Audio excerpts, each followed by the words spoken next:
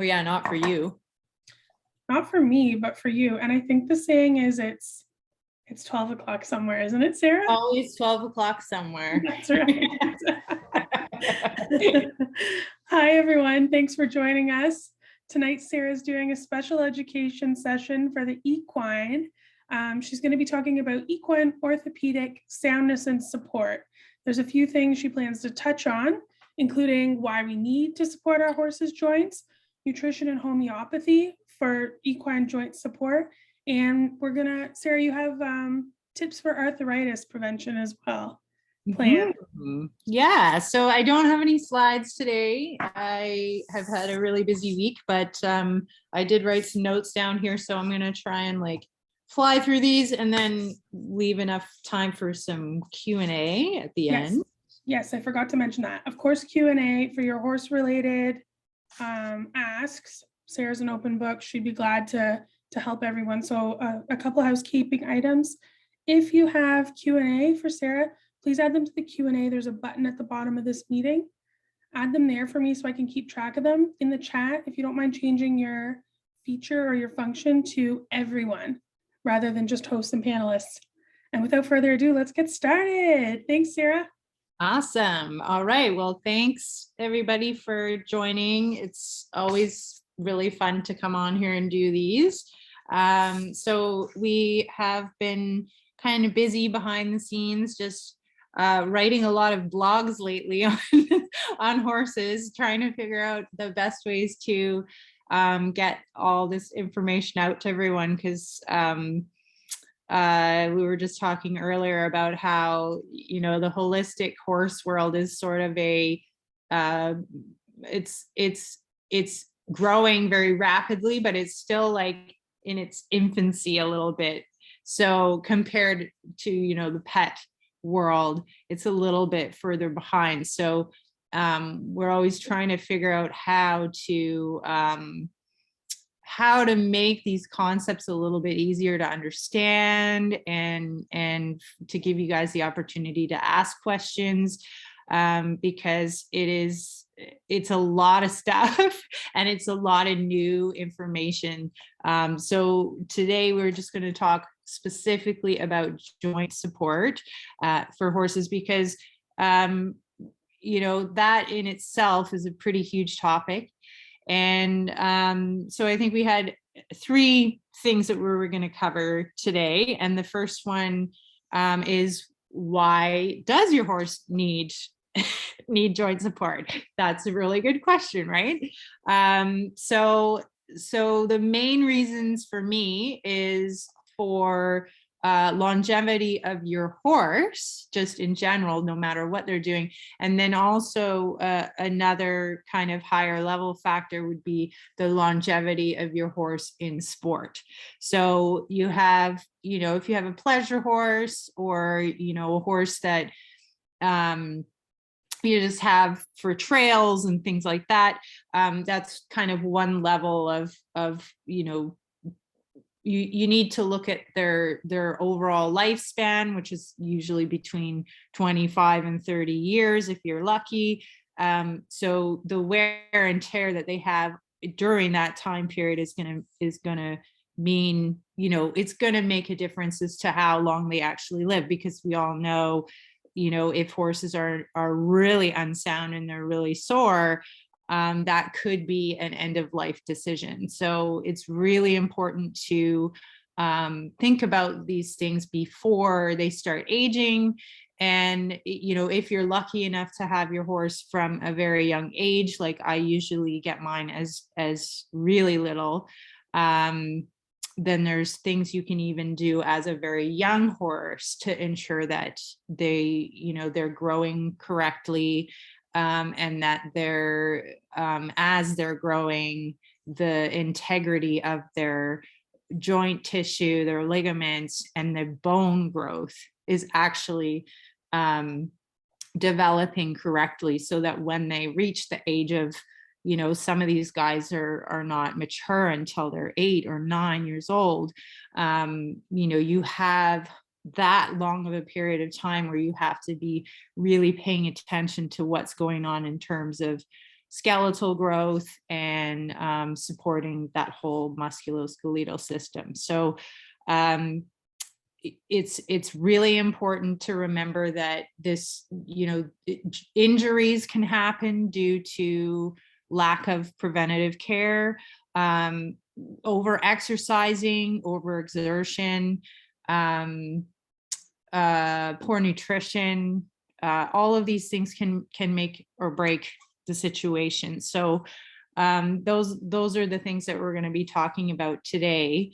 And with young horses, performance horses, and senior horses, there's kind of a, depending on what life stage they're in and what kind of wear and tear they have on their joints, is going to determine what kind of care you have to offer them. So we're going to talk primarily today about nutrition that can help, because it's something that you can control and manage. And then we're also going to talk about some other things that you can control, because genetics is one thing that we can't control.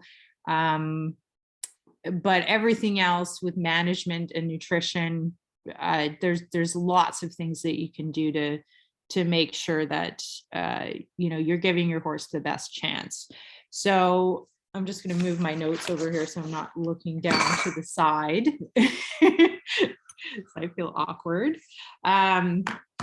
So nutrition for horses is a big topic, which we could go into masses of detail on, but I'm just going to give you some talking points on where to start with looking at your horse's diet. This is a really big subject, especially when it comes to like holistic care, because one of the main things that I try to do is make sure that I'm feeding species specific foods, and reduction of possibly inflammatory types of foods as well, because those have a big impact. So first off, a balanced diet is really important. And I think that's a lot of times the first step that needs to be taken, is that, you have to get your hay analyzed. You have to know what's in your hay. You have to be able to adjust from there, depending on what your hay analysis says. Then depending on age, exercise, work level, and all of that kind of stuff, then you would need to supply them with additional feed or food to make sure that they're not missing anything. Because, especially performance horses, if they're only eating hay, they're probably not getting everything that they need. And this goes for young horses too. And then, that all rolls into, if that's happening for a long time, that rolls into the senior horse, where, if they're deficient in something for years and years, that's going to catch up with them at some point. And, it could be, we do see a lot of degenerative joint diseases in horses that seem like they shouldn't be getting it as early as they're getting it. It seems premature for the age of the horse. So that's something that I'm really pay attention to, especially because I do have performance horses. So I need to be making sure that they have the best chance of staying that way for as long as possible. And if I don't, the career of that horse could be very short. So, everyone's had to rehab a horse before. Everyone's had to deal with injuries and things like that. And just that in itself is just so incredibly stressful. It's stressful on the animal because they're so restricted in their movement, and that in itself can cause all kinds of other health problems, stress, mental stress, physical issues as well. So that it makes it even more important to make sure that we're, doing injury prevention and joint maintenance, because horses, if they don't have 4 legs, they can't really live. So it's really important. So hay analysis, also another thing that is a hidden ingredient in a lot of bagged foods, is something I talk about all the time, but I don't think I can ever talk about it enough, is glyphosate, which is also known as Roundup. This is a herbicide that has been found in over 200 peer-reviewed studies, that it is a endocrine disruptor. So it disrupts the metabolic system of the horse. And it can sit in all the body tissues, muscle, joints, bone, even. It crosses the blood-brain barrier. It goes right down into the feet. It's found in the urine. It's found in feces. It's found everywhere in the body once it's consumed. So eliminating that from the diet, which is primarily where they get most of that from. They'll still get some from water and things like that, but you want to eliminate it from the diet if you can. So that involves, doing a really serious rundown on all the ingredients that are in everything that you're feeding, and you want to eliminate any foods that contain soy. Sometimes flax can be sprayed with glyphosate, but soy, wheat, corn, and sugar beets, beet pulp. Beet pulp is sprayed 5 times higher than any other crop that's in North America. So that one is particularly damaging. And just think that you're feeding this to your horse every single day, so it compounds over time.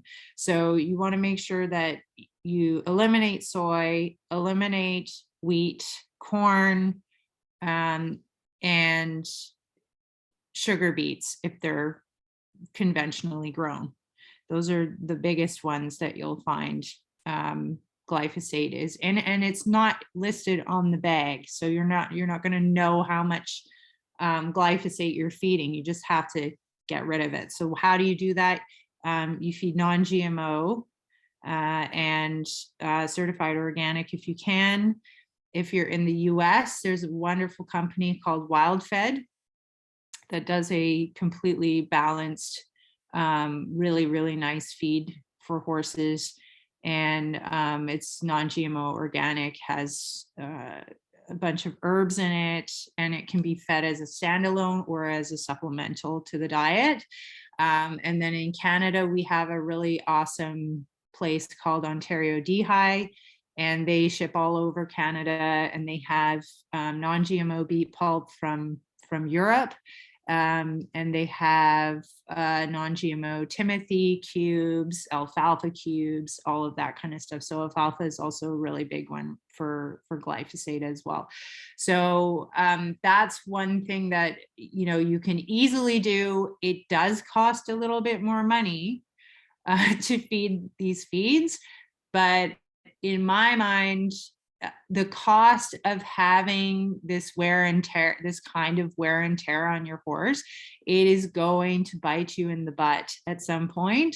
And, once your horse gets down the road of like a lot of inflammation, lameness, all of that kind of stuff, just think about the veterinary costs that brings you, especially if you don't have insurance. So this is the way that I do my horse insurance, is instead of giving it to an insurance company, I have a bank account. I put money aside for him every month, and then I make sure I feed him really, really solid food, and other things as well, which we'll talk about.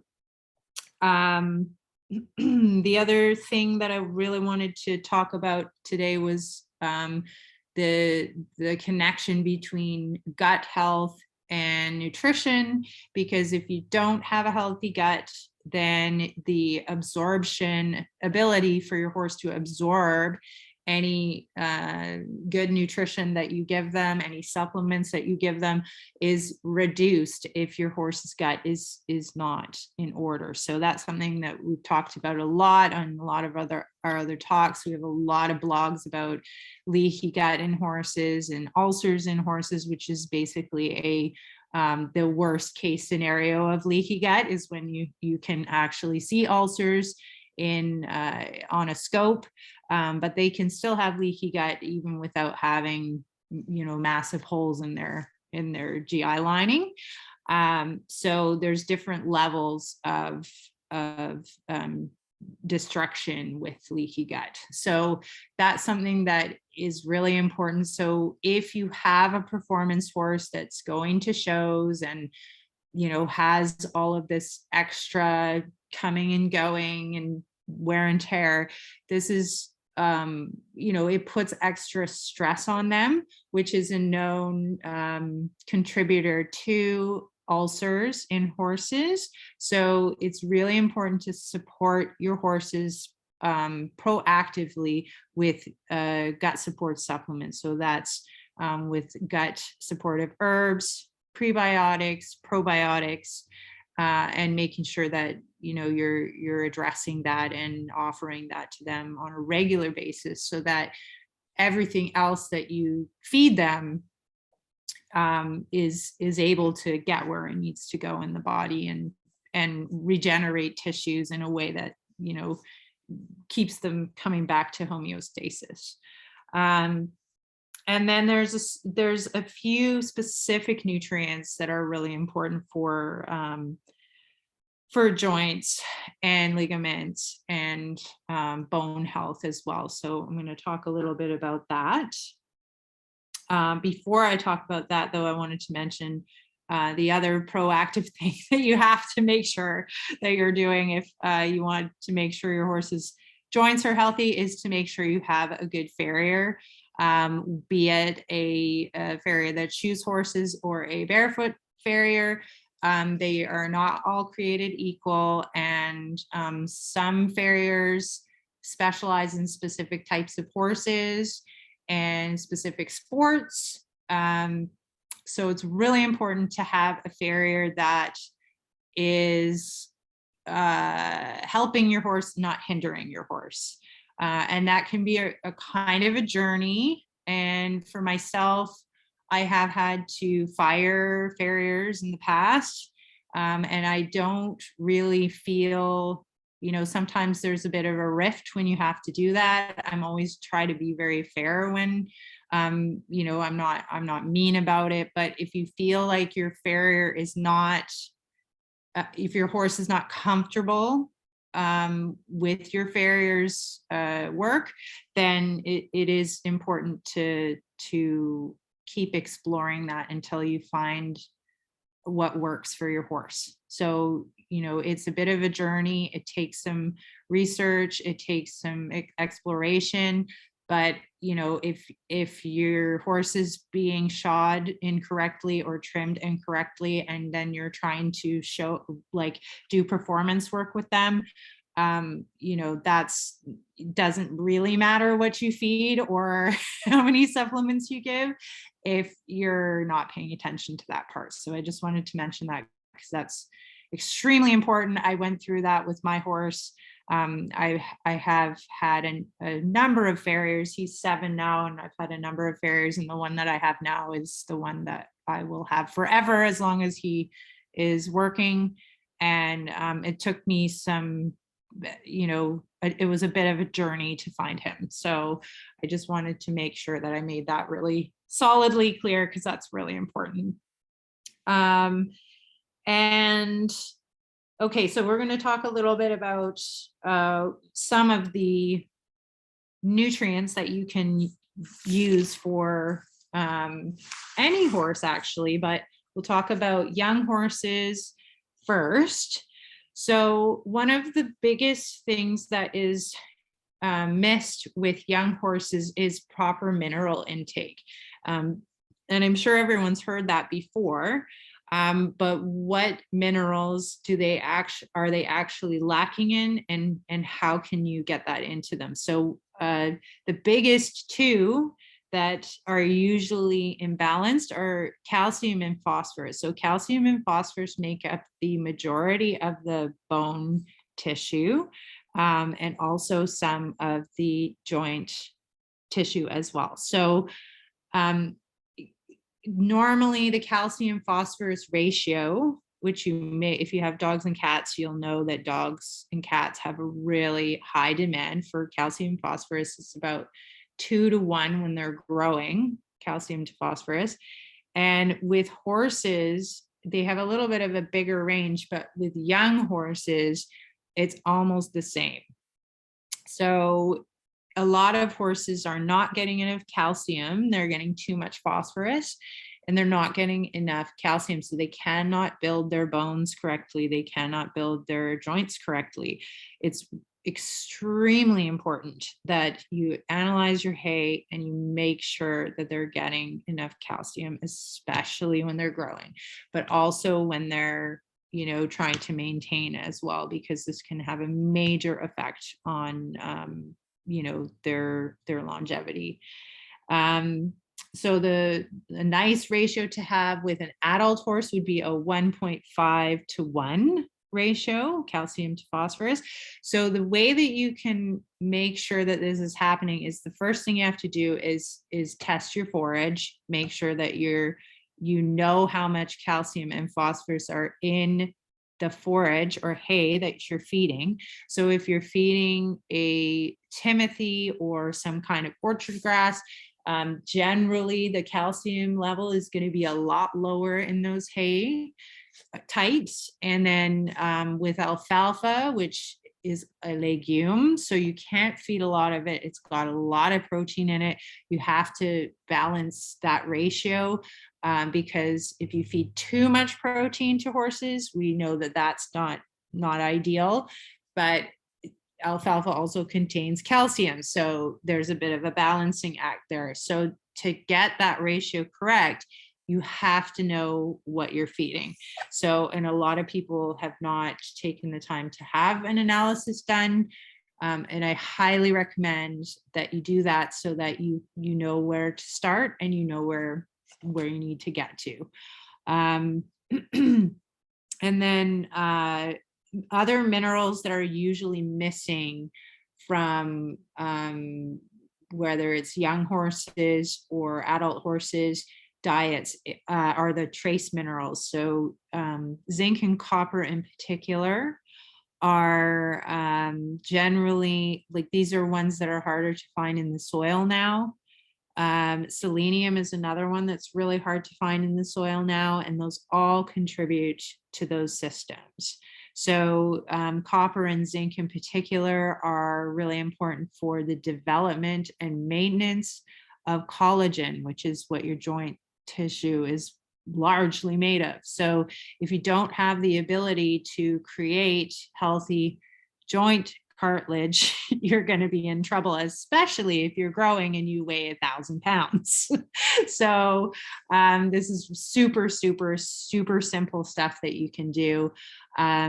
So again, making sure that if you do get a hay analysis done, to get the trace minerals tested, so that you know where you're standing with those specific nutrients, and then you can use organic forms of that to balance your hay and your forage out. So that's just some very basic things you can do that, you know, it's not that hard to provide those things for them. And oftentimes horses need that extra input. And if you're not paying attention to it, it could easily go by the wayside. And if that happens for years and years, it definitely can contribute to pathology in your horse. So, and then the other more kind of, I guess there would be kind of lesser known deficiencies. And this also applies to a lot of vegans who are like, you know, trying, if you're a bodybuilder and you want to be a vegan bodybuilder, you have to be pretty on it, and they exist. And one of the really important parts of that is making sure that you're getting enough amino acid intake.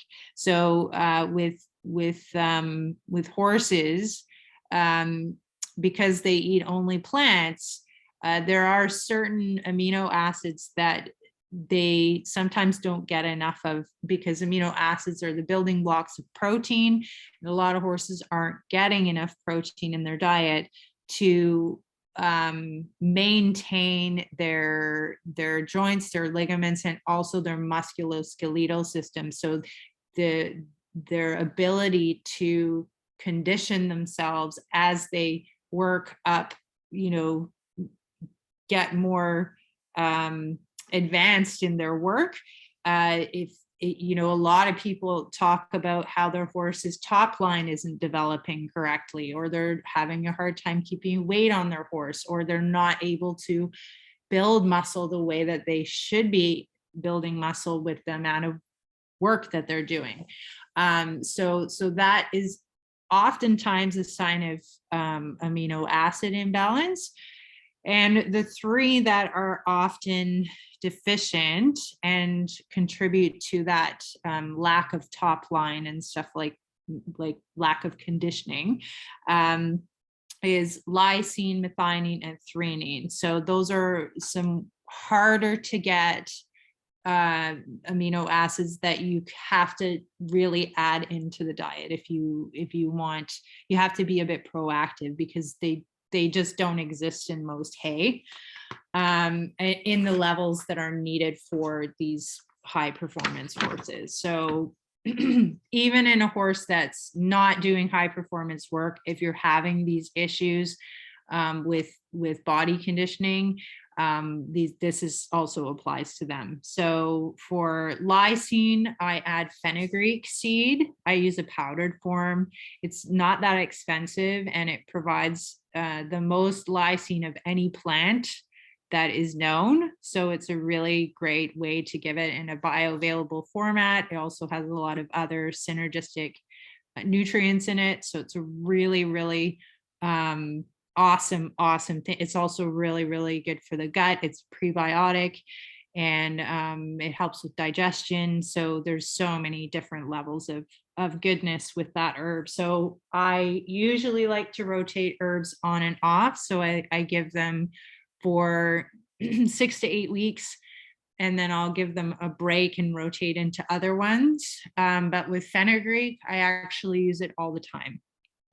And that's because of the lysine levels in it. And I think if they are doing performance work, they have to maintain that amino acid in order to maintain their body condition and improve it as well. So, and then methionine and threonine.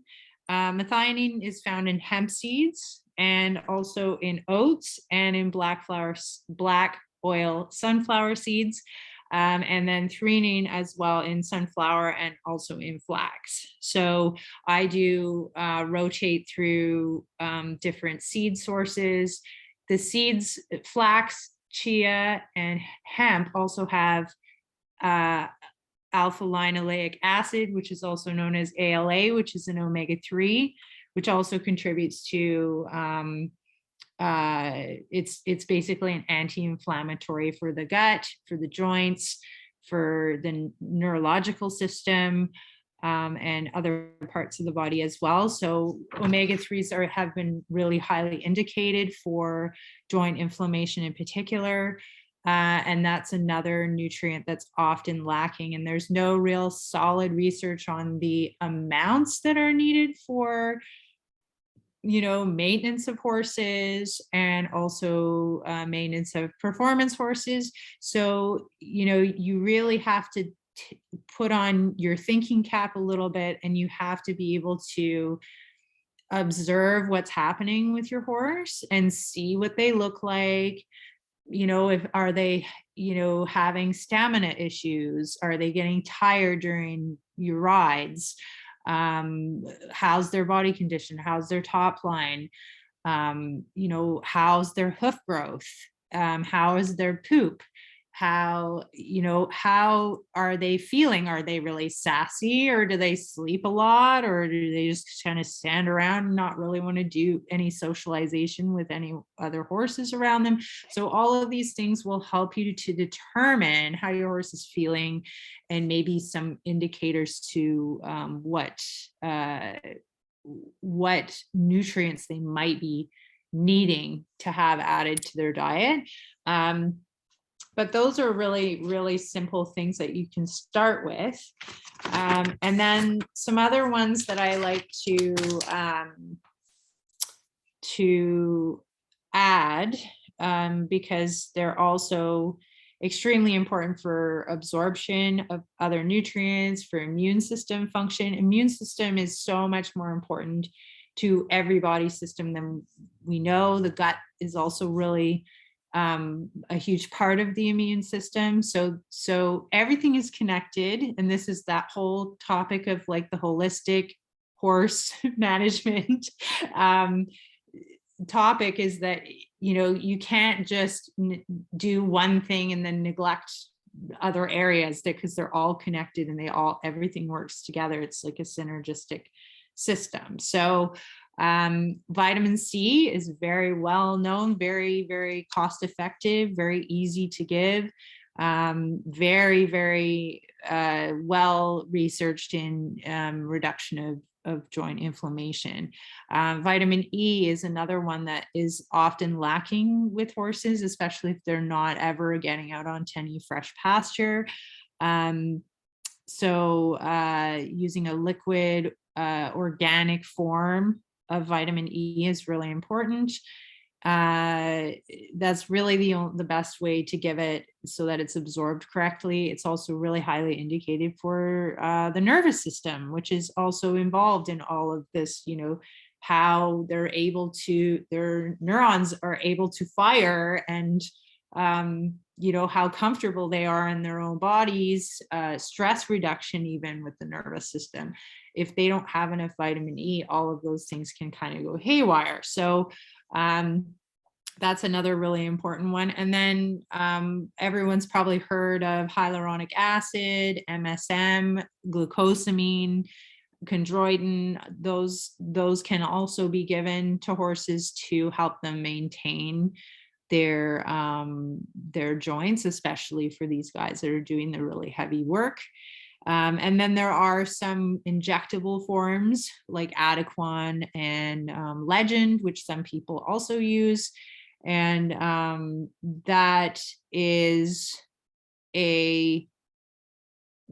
it can be an individual thing. Some horses do better with Legend, some horses do better, which is hyaluronic acid. Some horses do better with Adequan, which is glucosamine, injectable glucosamine.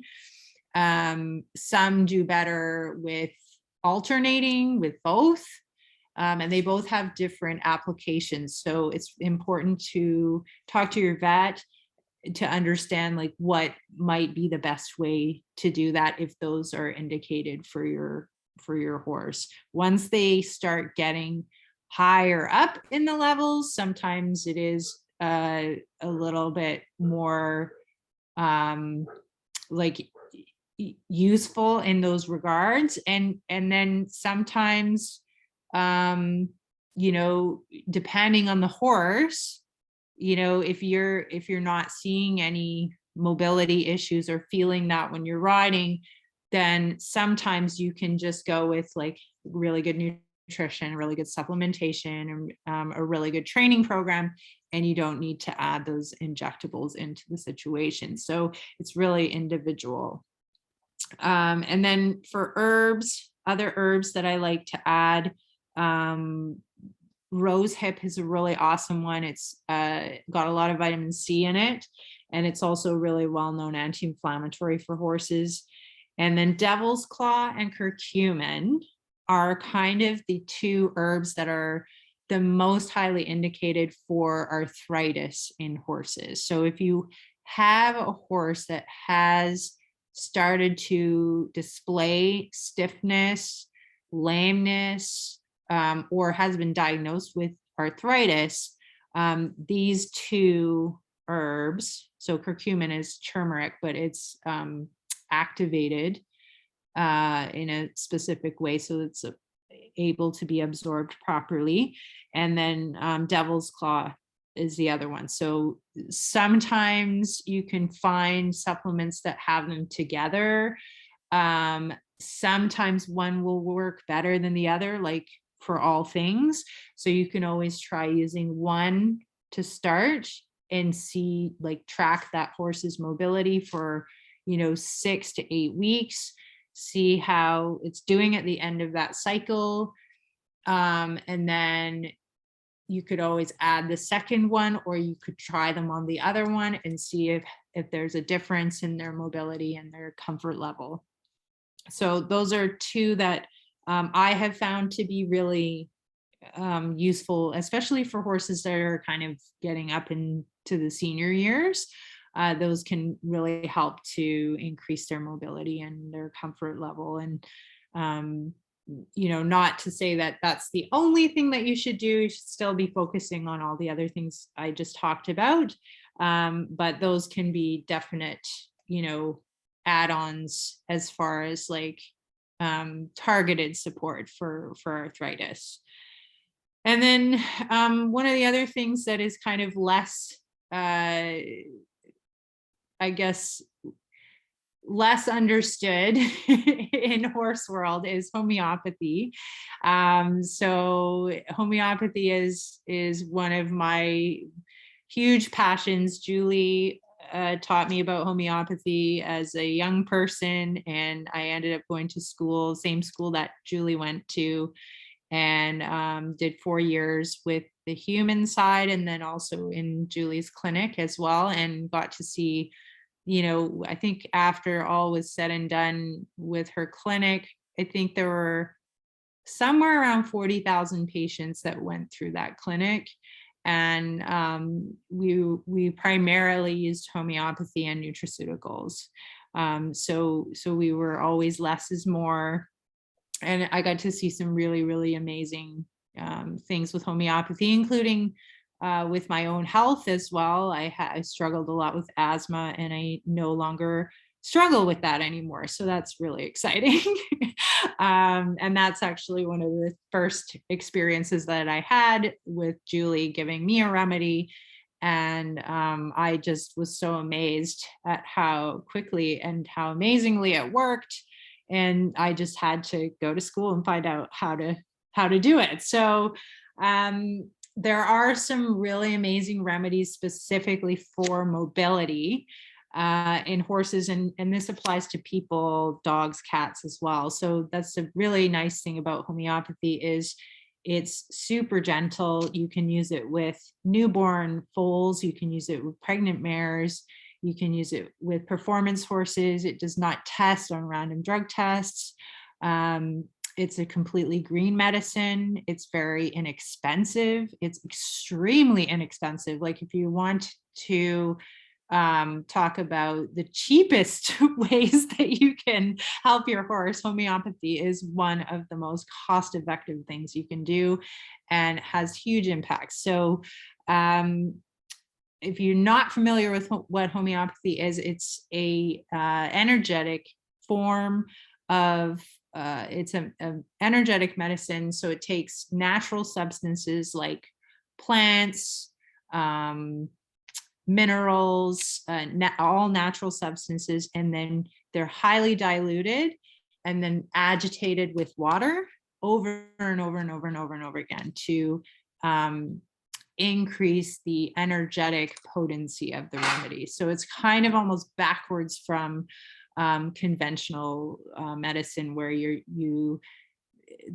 bigger the dose, the more concentrate, it's the more crude substance you have. Whereas with homeopathy, it's kind of the opposite. The higher the potency of the remedy, the more dilute that remedy is, but the more powerful the energetic ability of that remedy is. So there are 4 remedies that I'll talk about really briefly with when it comes to joint specific injuries and also maintenance. So Arnica, I'm sure everyone's heard of Arnica before. So there is a herbal version of Arnica, and I think there's a really popular company called Sornomore that makes, I think, an internal herbal thing that you can give in, and then it's also like an external, you can use like it's like a rub, like an Arnica rub. So that has the actual herb in it. And Arnica does test on random drug tests, so you can't use it during show season. But homeopathic Arnica, it does not test during show season, so you can use it. It is extremely safe, and you can use it during shows, which is what I do. And there's always a little bit more workload during those days, or even if you have a really, really hard day at home where maybe you go longer, or you're working through maybe some obedience stuff where you have to have a longer ride, which happens with young horses a lot. So you can always add this into your regime. And it's also great for injuries as well. So if they whack themselves on something, or you have some kind of undetermined lameness, you can always use Arnica. You can also use another remedy called aconite. And then we make a combination remedy that has Arnica, aconite, symphytum, and ruta. So symphytum is bone supportive, and ruta is joint and ligament supportive. So we put Arnica and aconite, which are highly anti-inflammatory remedies, the symphytum for bone support, and ruta for joint and ligament. So when you put all of those together, we've had quite a few testimonials about all different things, not just to do with joints, but a lot of, we've had a couple of really nice stories of senior horses that are losing mobility, that have had to be separated from their buddies because they are not as mobile as they once were out in the field, and it becomes a bit of a dangerous situation for these horses to be out. They're not able to get up really fast.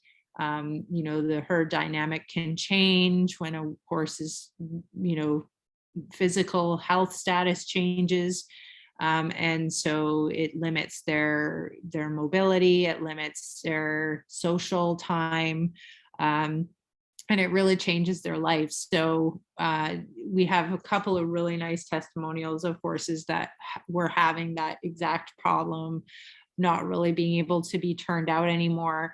And then once, just from starting homeopathy, we're able to actually be returned to the herd. And then just the quality of life that gives them is just, it's tenfold in, stress reduction. And with horses, movement is such an important part of keeping their joints healthy. So making sure that they're not standing around for long periods of time, that they're moving around pretty much all day unless they're sleeping, is really important for them. And also with young horses, the movement actually helps to make the integrity of the bone, the joints, the ligaments, actually, just from moving around, makes the bones more dense. It makes the ligaments stronger, and it makes the feet stronger because they have that constant small impacts going on, and that is actually part of how a horse grows in a healthy way. So when they're standing around too much, when horses have to go on rehab and they're standing around, there's always this kind of give and take as well, with like, okay, how much movement do we give this horse? How much is this hindering, or how much is it helping?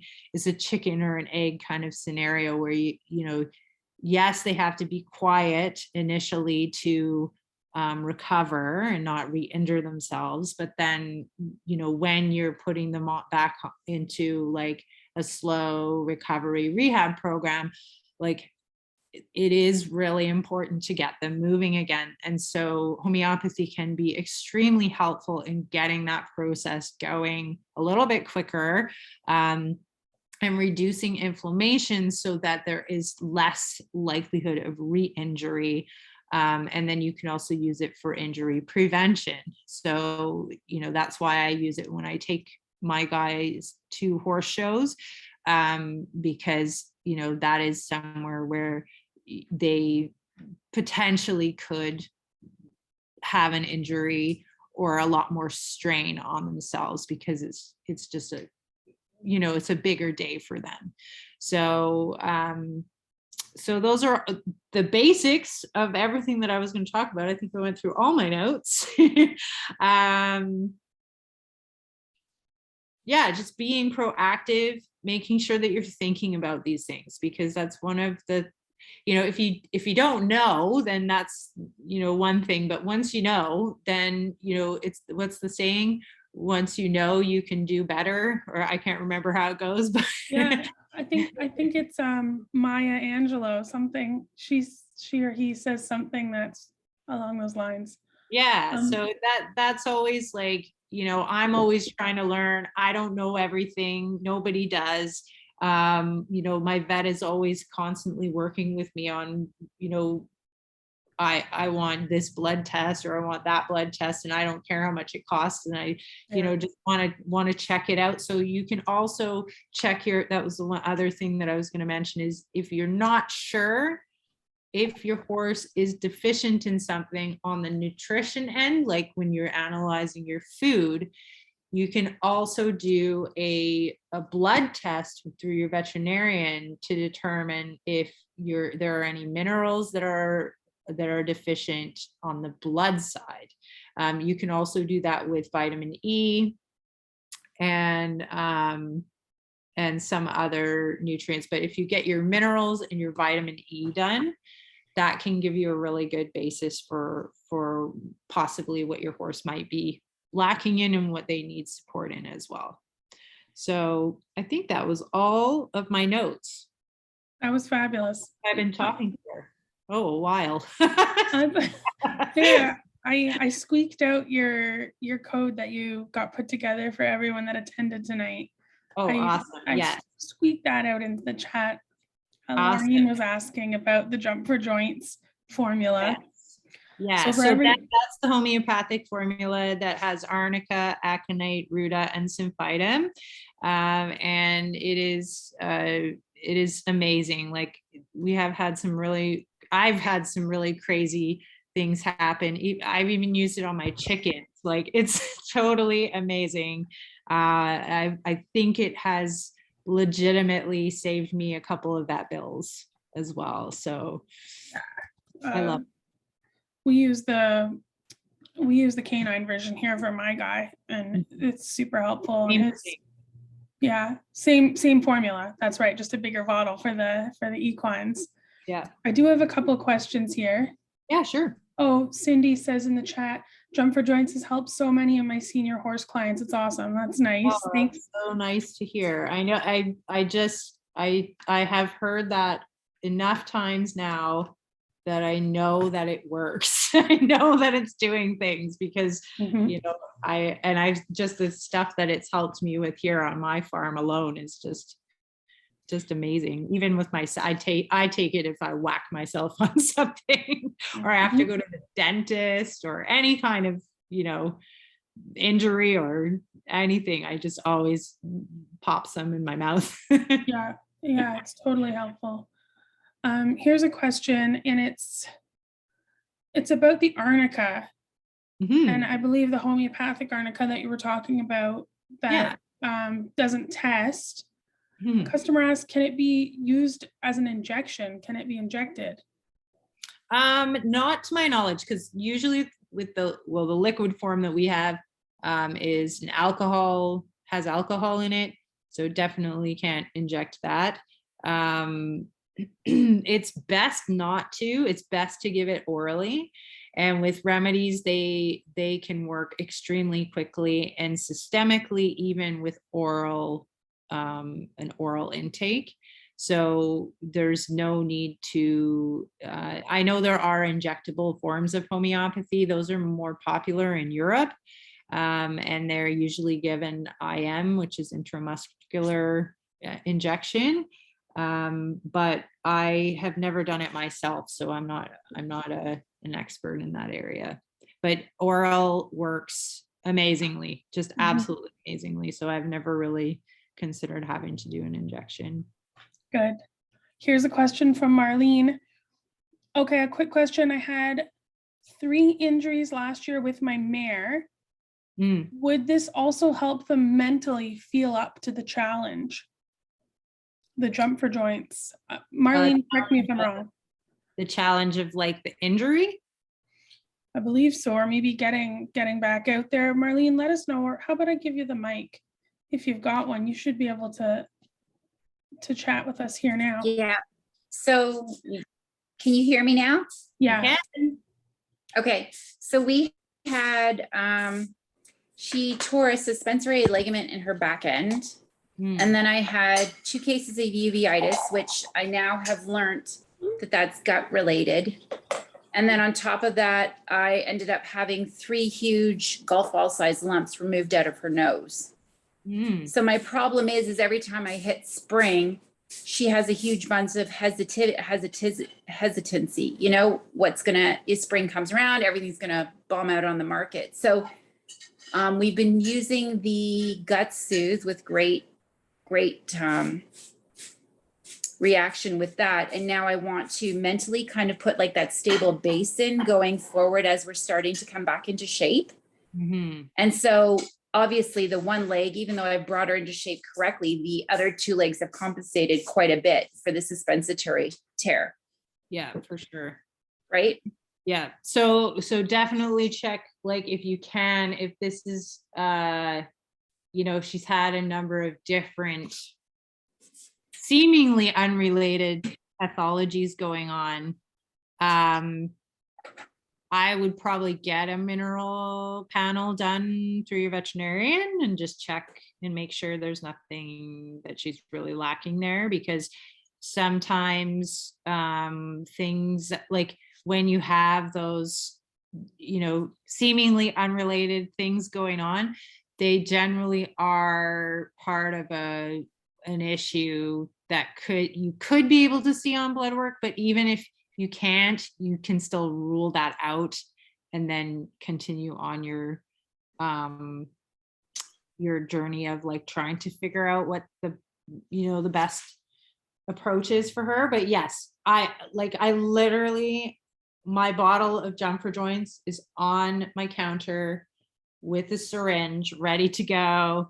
And I have a lot of animals, but you know, and I have another bottle that's in the tack room in our grooming box so that it's always in there.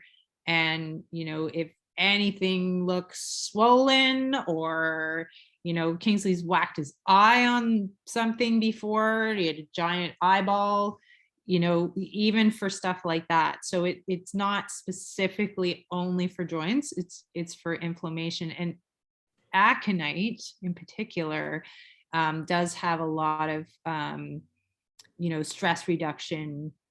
It's indicated for stress reduction, especially in states of injury, anxiety, that kind of stress as well. So if you're talking about like, you know, the stress of rehab and all of that, I think that aconite can have a big effect on that as well. So it hopefully helps the process go as smoothly as it can possibly go, if that makes sense. So does that answer your question? Yeah, it does. So then I have one more question. So if you wanted to do an aconite dilution, you should syringe it into their mouth separate from food, correct? Like I wouldn't want to, yeah, okay. Yeah, so if you're gonna do it, if you can do the combination, it's better because it will hit all of those targeted spots, because suspensory tears affect all of the tissues, because it weakens not only the ligament but also everything around that. So if you can give the whole combination of remedies together, it's going to help support the entire leg and the other legs, rather than just like, with aconite, it's more of an anti-inflammatory. And Arnica, same thing. Those are like the ones that will help to bring down the inflammation, but they're not specific to joints and ligaments. So if you can use the symphytum and the ruta as well, it's going to kind of compound that healing ability. Okay, thank you. Thanks, Marlene. Okay, I've got another question here, Sarah. It's from Lee. Lee, I'll give you the mic if you'd like to ask it, and if not, that's okay. I don't mind asking for you. Hi. Hi. Hi. I joined a bit late. I'm sorry. So I might have missed some of the details at the beginning, but this is fantastic. Thank you so much. First question, I'd love to know, I heard that this is being recorded and I would love to share this information with my other horsey friends. Is there a place where we can find this after you're completed? Definitely. I'll probably edit it tomorrow or perhaps the next day, and then I always pop them up to the Adored Beast Apothecary YouTube channel. And Sarah's got her own playlist there, all on equine, any of the events she's ran in the past. I'll put the link here in the chat for you so you can just copy and paste it. Perfect. Thank you. Yeah, we've started using the Adored Beast stuff for our dog over the last couple of years, and just purchased our first horse 6 months ago. So we're in the learning stage of all of the proper care and nutrition and stuff for her. So this is fantastic. I was wondering, shortly after I joined, you were talking about vitamin E and vitamin C. How do you know what kind of dosing to give them just on a continuous basis? Or we have a thoroughbred and we're using her as a jumper. And a mare, of course. So, she can be sometimes a little bit more excited than others and would like to just keep her stress down as she's new to our environment. Right. Wondering what you might suggest for that. Yeah. And how old is she? 7. She just turned 7. So number of things, like thoroughbreds in particular, I always give them a gut support supplement, because they're probably the most, out of any breed, they're one of the most they are highly sensitive to getting ulcers. So, and a lot of them tend to be harder to keep. And I think that actually starts with nutrient absorption and dysregulation of the gut. And it seems to be partially genetic. So that's always something that even if you don't ever have her scoped or anything like that, or she doesn't even look like she has gut issues, I just get her on a gut supportive regime, because as they age, I find that's when you start to have, like, they start getting harder and harder and harder to keep. And I think they just have an extra need for that. So that's one thing I would highly suggest. And then, by that, are you meaning the like prebiotic, probiotic type supplement? Yeah. So perfect. Just, it's something that you can give them all the time. You could also rotate on and off of it if they are seemingly healthy, but you can also see how they do on it and then see how they do off of it for a period of time. And then you can kind of gauge like how often to rotate it on and off of it, because it is good to give them a break from probiotics. So some people will do like a 6 weeks on, 6 weeks off, 6 weeks on, 6 weeks off, or 3 months on and then 2 months off and then 3 months on. So it's different for every horse, or you can just do it all the time. It isn't going to hurt them to be on it all the time.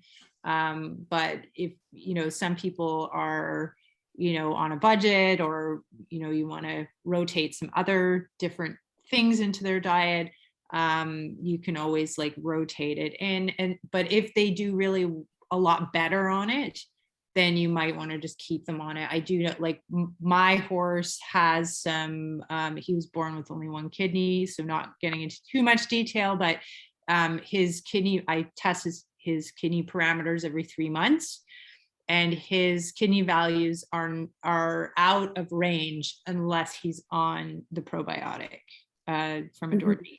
So I just keep him on it all the time.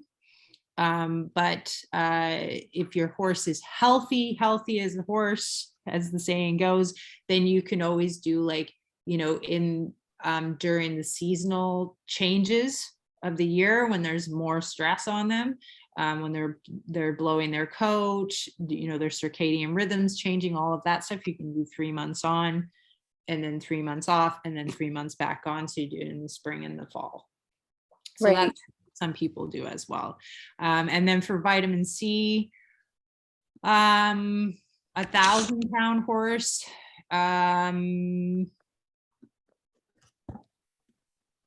even like my horse, I give him 2 teaspoons a day, but that's also for kidney support and joint support. So you could probably do between 1 and 2 teaspoons a day.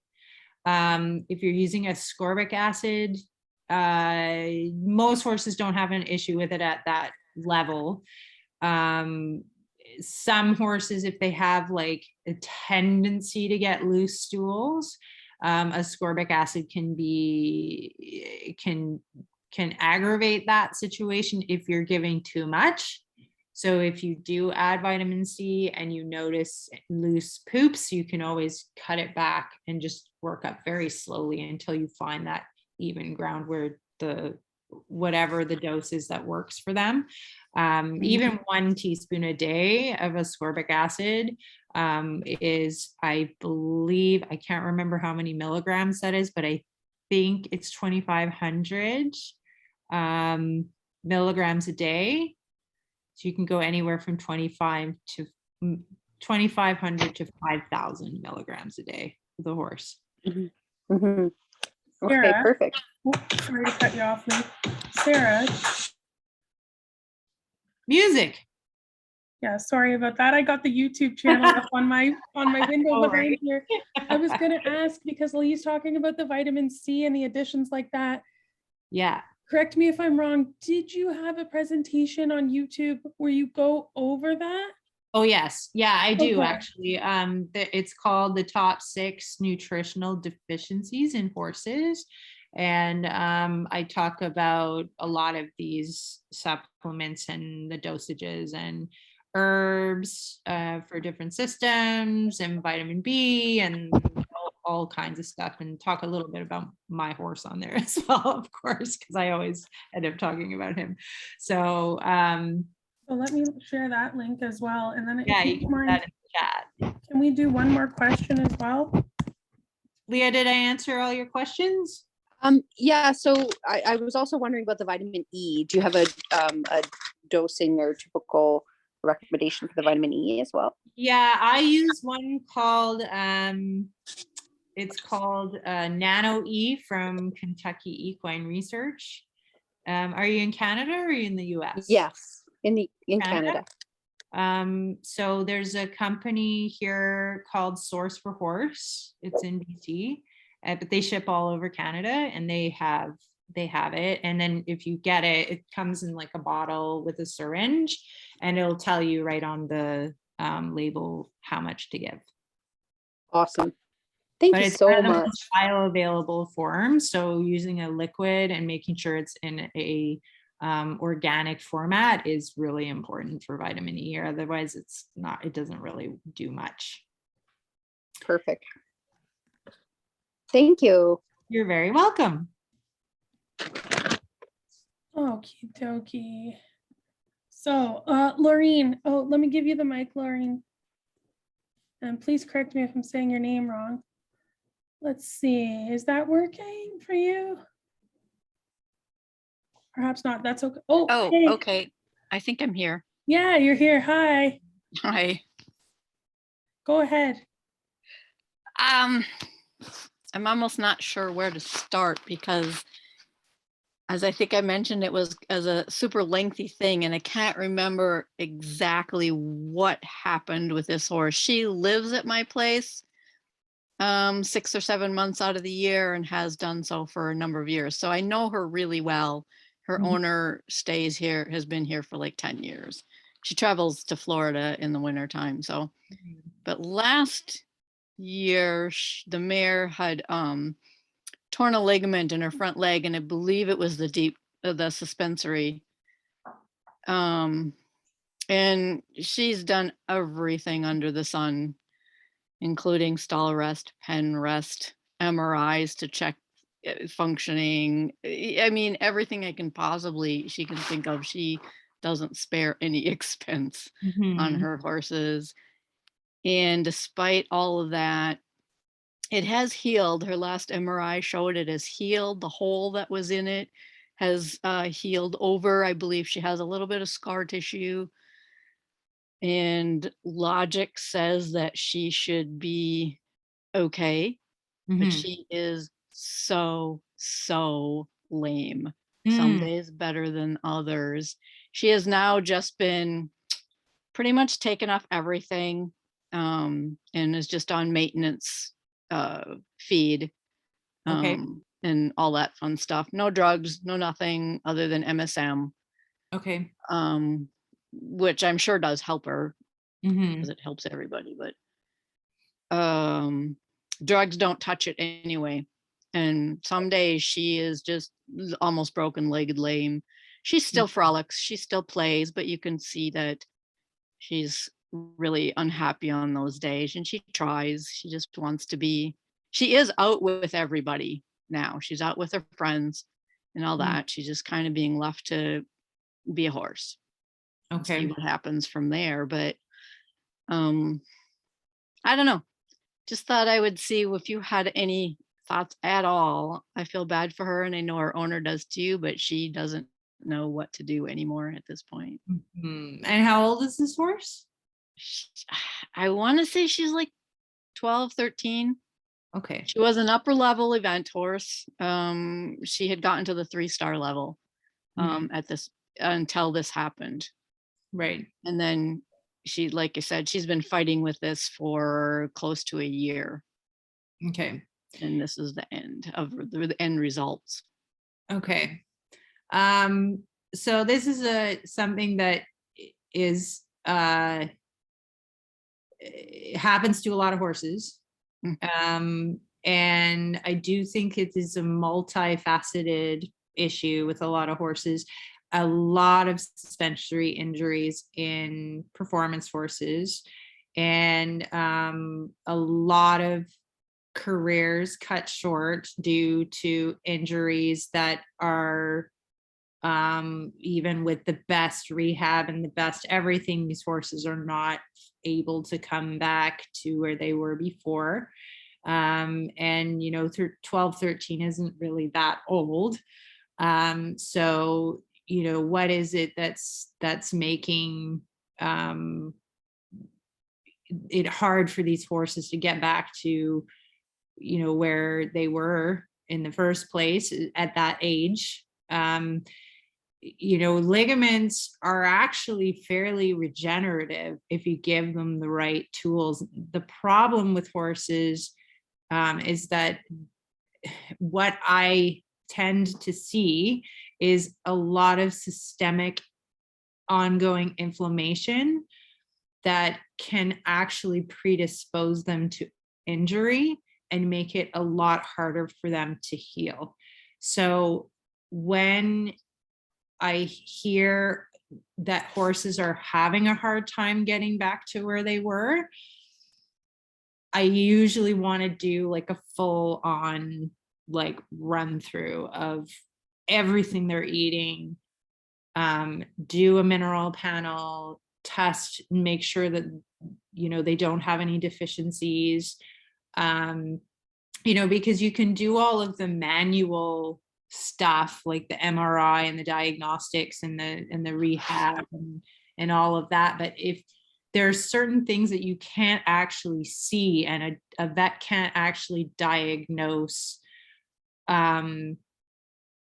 like systemic inflammation and inflammation of the ligaments themselves, because inflammation makes a ligament so much more at risk. So, and then if you put on top of that, you put this, eventing is very hard on your horse, right? So if you've already got systemic inflammation plus that extra wear and tear, it's unfortunate that so many horses, like suspensory injuries, are like almost every horse at some point in their life as a performance horse is going to deal with this kind of injury. It's like really, really common. So, and so why is it so common? I do feel that there is a predisposition if there's a lot of inflammation going on.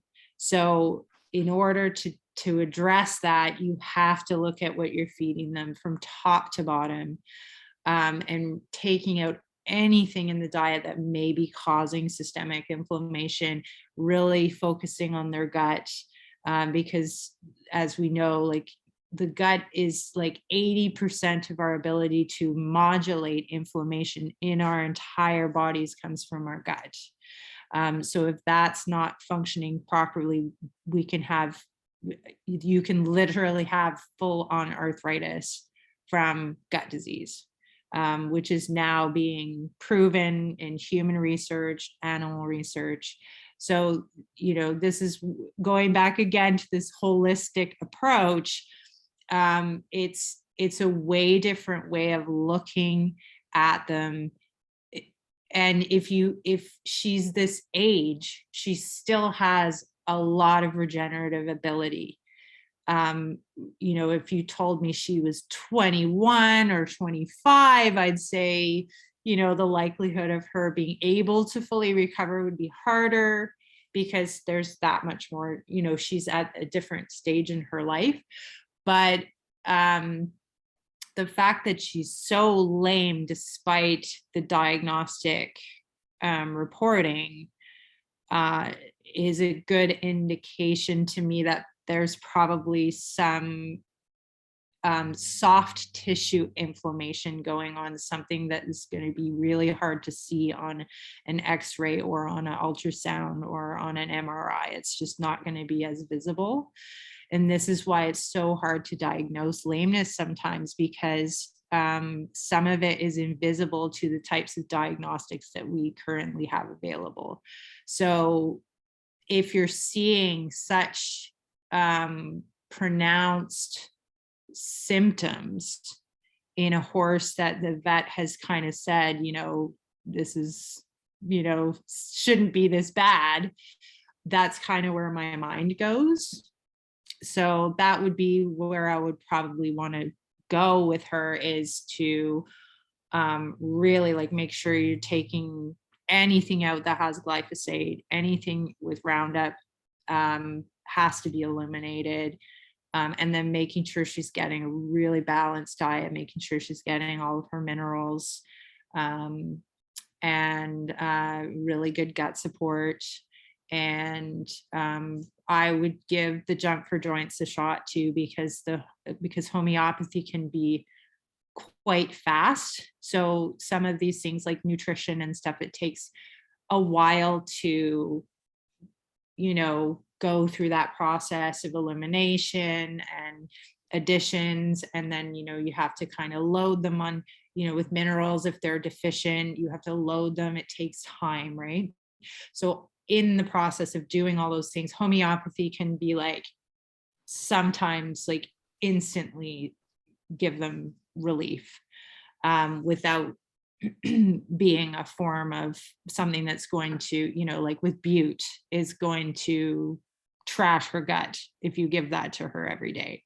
So this is something you can try that's not going to hurt her gut. You can still add gut support without, having a negative impact from the NSAIDs, which is such a common problem with these guys, is that it becomes a vicious cycle of, okay, now we're giving bute, now we're destroying the gut more, now there's more inflammation, now they're more lame. And then it's like this negative feedback loop rather than where you want to go, which is into a positive feedback loop. So that's kind of initially what, like, where my brain goes with it. There's a bunch of pieces there, but we could always get Steph to send you my email address if you wanted. I do some limited consultations, so I can do that with the owner if she's interested as well. And I have a ton of written stuff on our blog as well, which is a good place to start. Just getting the diet sorted out and doing that kind of stuff first. And then once you have all of that done, then if you're still having trouble, then we could always set up a consult as well. I would say that that's all done. She works with a nutritionist and has for a few years. Awesome. Horses are on an incredible feed. Have you heard of High Gain? It's out of Australia. No, I haven't heard of that one. Actually, yeah, it's all the things that it should be. It's pretty interesting stuff. And like I said, she does work with a nutritionist. She works really hard. You know, the horses are on Nano E for the vitamin E sport. She does all of that, all of those pieces that you talked about. She's done a super good, she does a super good job with all of that. In fact, I've learned a lot from her as well. But the one thing, my pun intended, but my go-to was always to go to the gut. I learned that a number of years ago, and it's never ever failed me, but I cannot get her to see it in the same way that I do. Yeah, that's and kind of, you can only push so hard. I know, and but I believe all of her, she does do stuff for the gut, but not enough. And you know, and all of her horses are thoroughbreds. Right. So it's interesting to me that you said there does seem to be a genetic predisposition. There is. For some of that, and thoroughbreds were up there, and it's like, interesting, I thought. I've done a ton of work with leaky gut. And I have healed a number, myself, my dogs, my horses, everything. I can tell you story upon story, but I have yet to convince her. Yeah, and I mean, this is kind of the thing, is with the holistic, natural, whatever you want to call it, this type of, I like to call it like proactive care instead, because what I am always trying to do is get ahead of these situations so that I never have to deal with them, ideally. But you know, when I'm dealing with clients who are actually having this issue, it's very important to me to always walk it back to what was happening at the time that this injury occurred. What were they eating?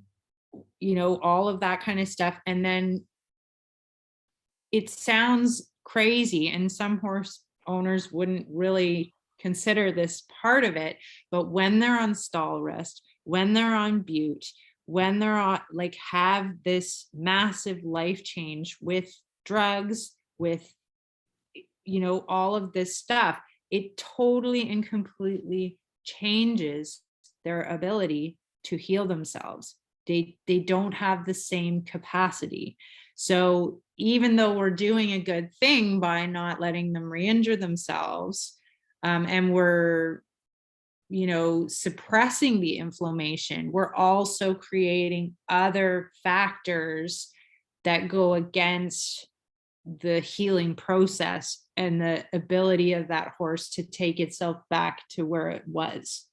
So I understand all of the reasoning behind the conventional ways of handling these situations. And in some regards, you have to start wherever the horse is, and you have to assess, like, okay, as this horse can't walk, then obviously you can't go outside, right? And quality of life is always the most important thing. But when you're not getting the results that you're needing or wanting to get, especially with a horse that's this young, because that's still fairly young, then it's looking at these alternative things outside of the conventional that you've already tried, right? And the only way that someone can come to that is when they get sick of doing it the other way. And then they go, okay, what do you got for me, right? And that's Well, usually I have to say though, she wasn't on drugs. right. I mean, yes, she does use drugs, on occasion, whatever, but she knows the dangers of that, maybe not as thoroughly as she should, but certainly this mare was not on drugs on a daily basis through this whole thing. And we tried to keep her quality of life as good as possible. She wasn't on stall rest per se. She was in a stall sized pen out in the paddock with the other horses, as close as we could get it. And she was hand walked out to the pasture for 2 hours every day with her friends. She just was not allowed to run. Yes. So And everything that's we could, all really important. she So spent all summer long, I'm not kidding, all summer long, every single day, hand walking her horse out to the pasture so she could graze and be with her friends. She's truly dedicated to working with her. And no, she wasn't on drugs. She wasn't on anything like that. But that's why I say I would go.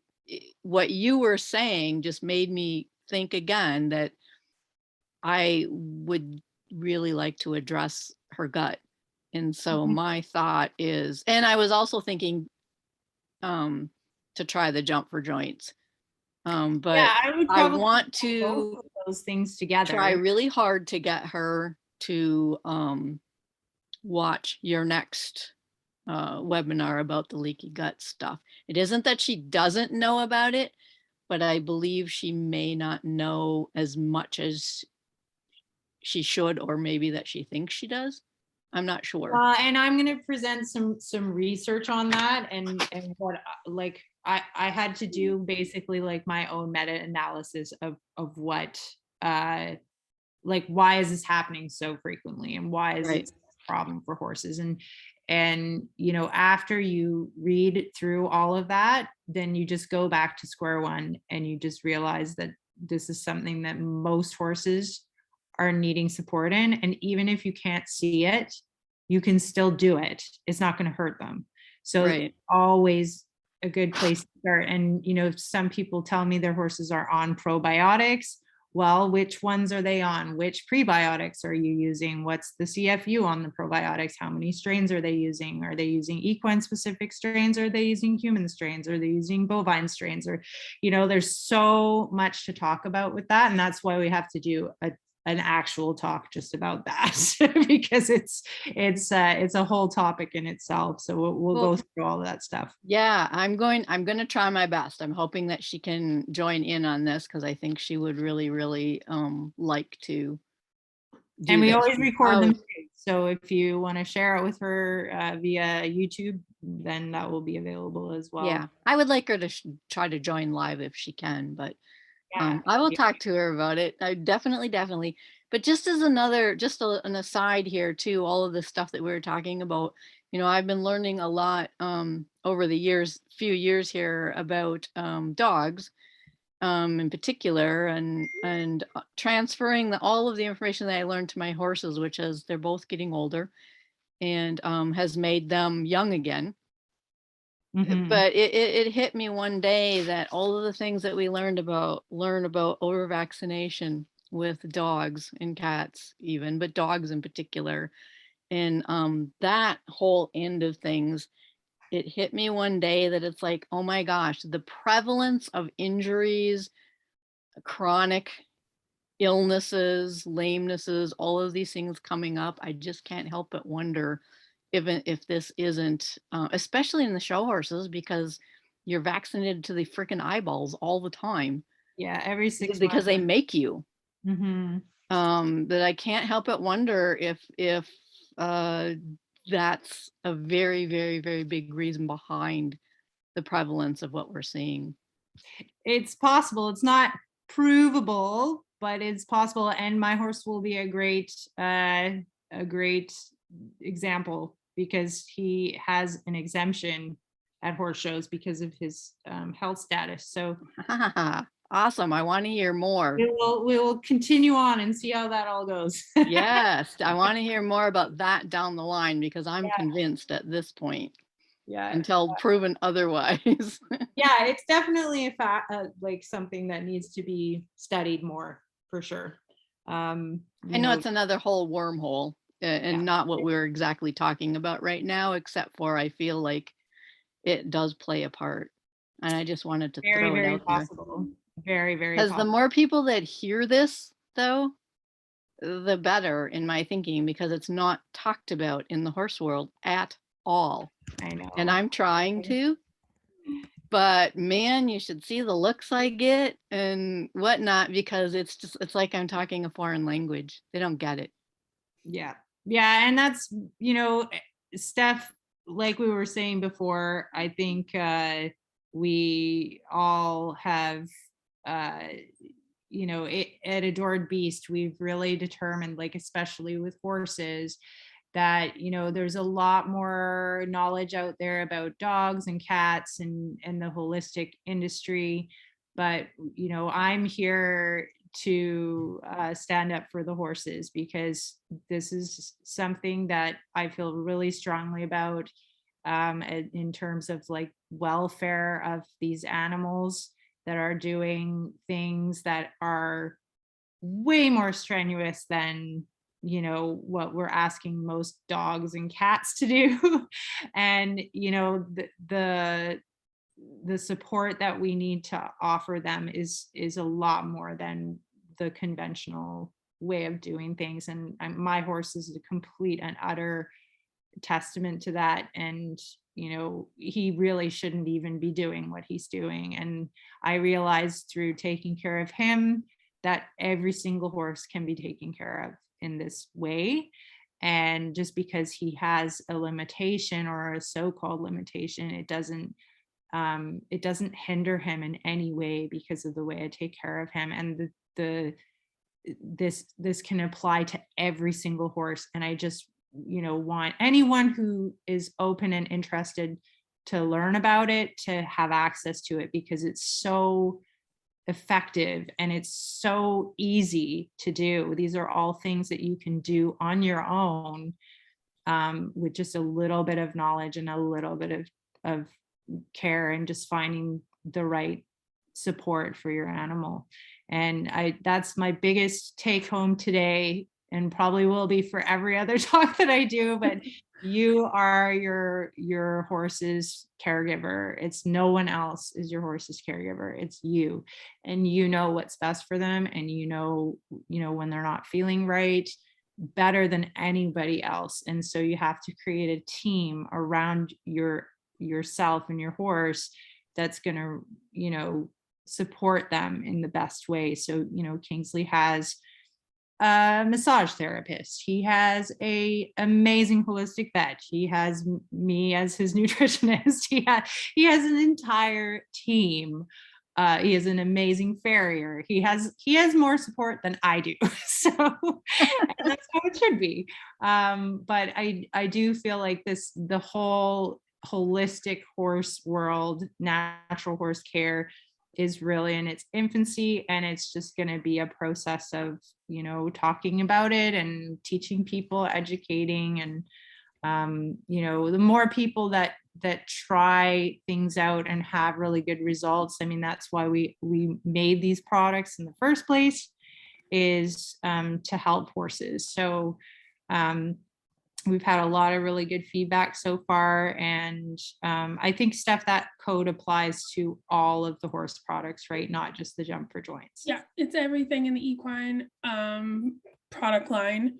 Ortho 25 will give you 25% off the whole line until Monday at midnight. Awesome. So yeah, I think that we're way over time today. Oh yeah. So we've been talking our ears off. Yeah, stay tuned for our next one. Is the leaky gut one, which I think will be a really cool one. I will have some slides for that. That one is on June 15th, I believe. Yes, June And 15th. then we also have one with Dr. Judy Morgan.